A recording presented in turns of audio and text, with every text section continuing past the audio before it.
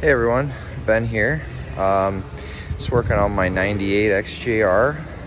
Just having some troubles, restricted performance, engine light, no power intermittently. Found out we got no fuel pressure.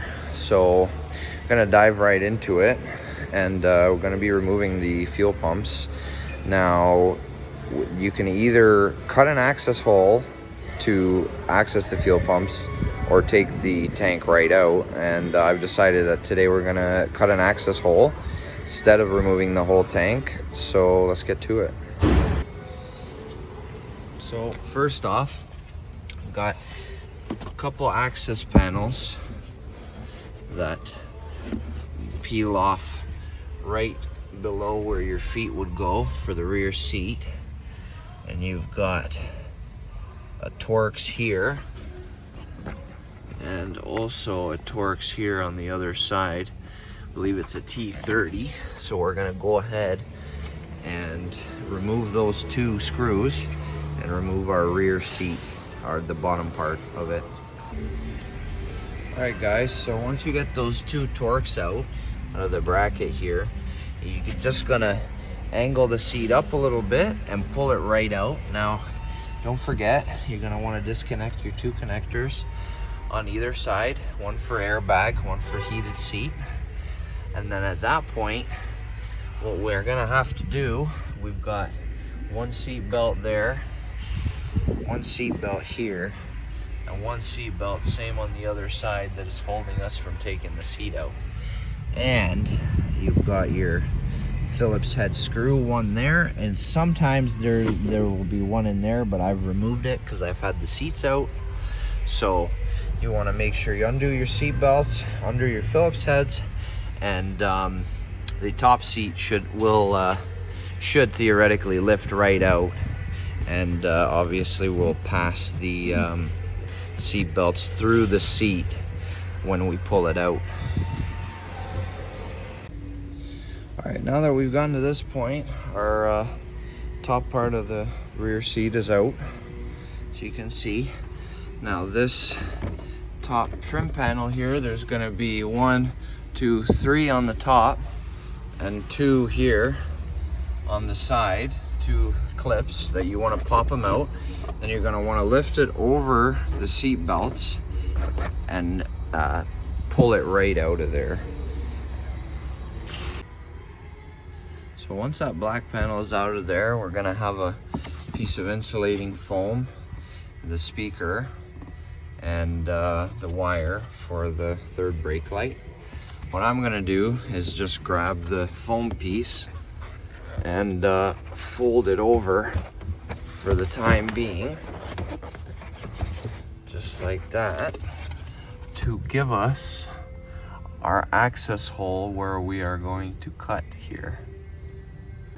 All right, so got just a rough marking my access hole that I need to cut. I can't really see that good, but the square outlined with Sharpie is about where you need your access hole.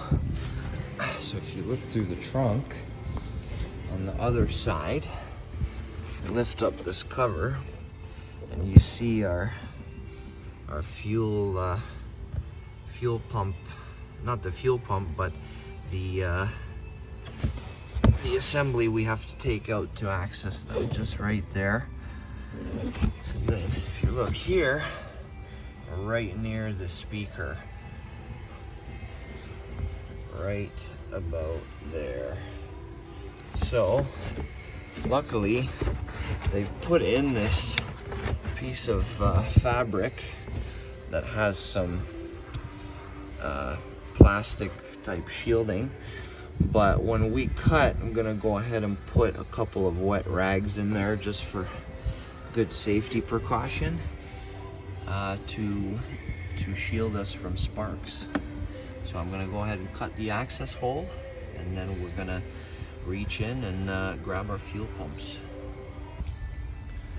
So we've cut our access hole, a little bit bigger than I anticipated, but just cut it and folded the metal out of the way so we can fold it back.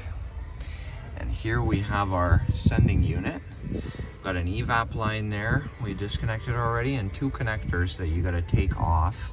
And now we're going to go ahead and pop our locking ring off and get the sending unit out. Locking ring pops off very easily. You just a hammer and a screwdriver and turn it counterclockwise and it'll pop right out.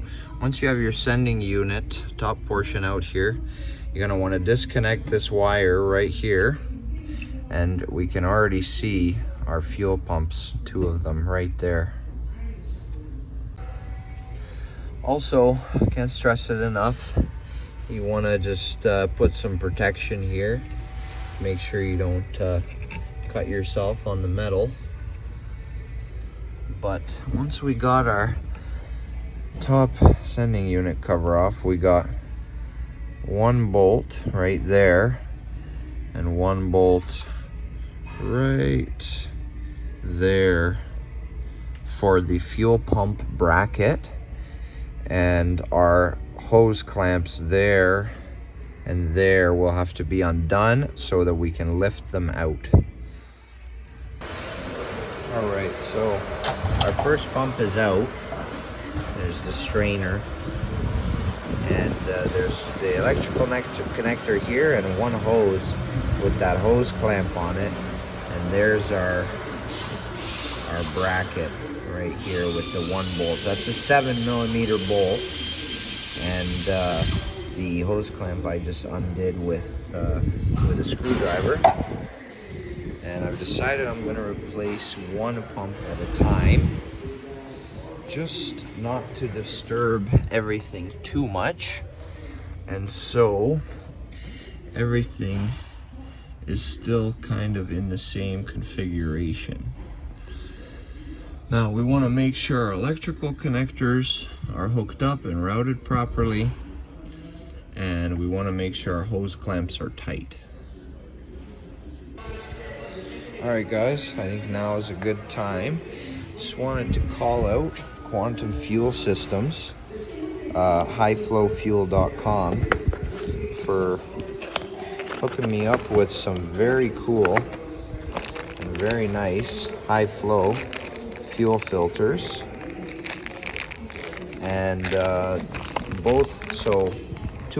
two fuel pumps obviously in the tank, and we've got our hardware there, and each fuel pump comes with a kit with every piece of hardware, jumper harness for the wiring, some hoses, just about every strainer that this car could take.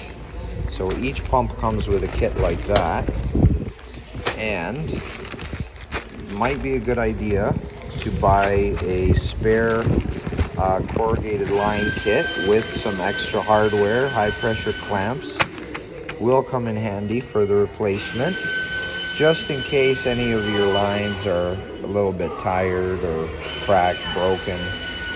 And obviously our fuel pumps, 382. So I'm gonna go ahead and fix this one into the bracket with the proper strainer, and then we're going to drop the first pump back into the tank. So for my specific application, there's a boot here. I used the small boot similar in the kit, and then here's our old jumper harness. So I'm going to use this fitting here to plug into the pump and connect to the original jumper harness to get up to the sending unit. And we're going to use our long rectangular strainer to match the OEM one.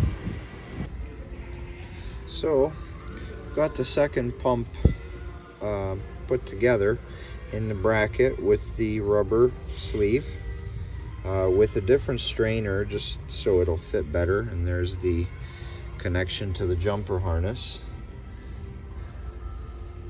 So I've got one already in there, and right there, as you can see, the blue there, and there's the strainer right there. So the other strainer will fit a little bit better, but there's your 7mm, and your hoses, and here your other hose for the pump there. And so when you're installing the pump, you just want to hold the pump upside down right in front here, and just grab your other hand and grab the hose and poke the hose up and tighten the clamp, and then submerge your pump and fasten it into the hole for the bolt for the bracket. All right, so as you can see, we've got both of our Quantum fuel pumps in there with new strainers and the jumper connector harness. Now, a little bit tricky to get them in there. Might take a few tries to fish it in there. But once you're at this stage with the rest of the jumper harness, what I did is I zip tied both ends to put them together, so I can just connect the pump side to each side and then connect the top part of it to the sending unit, and so it won't flop around and get in the way of anything. So just like that. All right, so we got our jumper harness nicely connected to the two harness extensions for the pump, zip tied there, and then back into the sending unit. You want to just make sure they're pushed in proper, and also you want to make sure proper alignment of this gasket right here. You want to make sure that it's seated and it's not over in a bad place. You want to make sure that the gasket is nice and on there around the ring, as you can see, and then go ahead and just nicely put on our sending unit, line her up with your tabs there, and there you have it. So the only other step now is the ring for the sending unit. You want to line it up right before the edge there.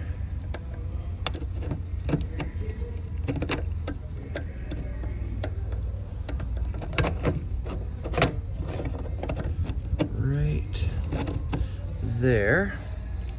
And then you're just going to want to get your screwdriver, hammer it that way to tighten it back on. All right, so got my connectors on, my evap line on, everything back here is buttoned up, the ring is locked to the tab there. So I've already disconnected the battery, reconnected it, and we're ready to start her up. Starts right up, no problem, and seems to be running very well. No rough idle, no engine light, no restricted performance. We go here, the red light is just on because my door is open, but we're idling here, cold idle, idling very, very smooth. We rev it.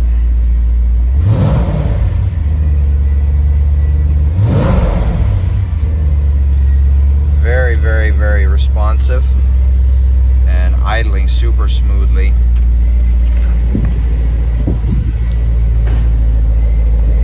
Come back here and listen. Not a tick out of the idle at all. So definitely we're dealing with some faulty fuel pumps here. The factory fuel pumps, I believe they're Denso. Not great units, and I do think that these were from factory. But yeah, making the car run super rough intermittently. And the quantum fuel pumps are the exact same and come with everything you need in the kit to mount it. All the different style strainers, and can't go wrong with lifetime warranty. Alright, so I've bent back all the panels that I've cut semi the same that they were, just with a pliers and a hammer. Now I'm just gonna use some where are we here? Just gonna use some Gorilla Tape, just some real strong what is it, iron grip. And what I personally am gonna do is tape over the seams and leave the access hole open, so that if I have to for some reason access it in the future, then I'm able to have quick access to the fuel pumps. Now again, the quantum pumps are lifetime warranty, so I don't see me ever having to replace them, but just in case, the hole is there, and it's really quick access to the pumps. So here's what I did with the Gorilla Tape. Just made sure to do a very thorough job and make sure all the tape is stuck down, but you can see there's no seams for anything to get through here, and it's still a pretty good seal. And at any time you can just rip this off, and I've got an access port to the fuel tank, and I don't have to drop it out or take it out. Alright guys, so all said and done here. Fuel pumps are in, obviously, and taken for a test drive. Make sure you take it for a good test drive after you're done. Get the fuel flowing. But after a couple new high flow fuel pumps, she's back to running just like she did. Real quick, idling nice and smooth. And thanks again to Quantum Fuel Pumps, and they are lifetime warranty, so if there's ever any problems, then I can just reach out to them and get some new ones. So that's it for today.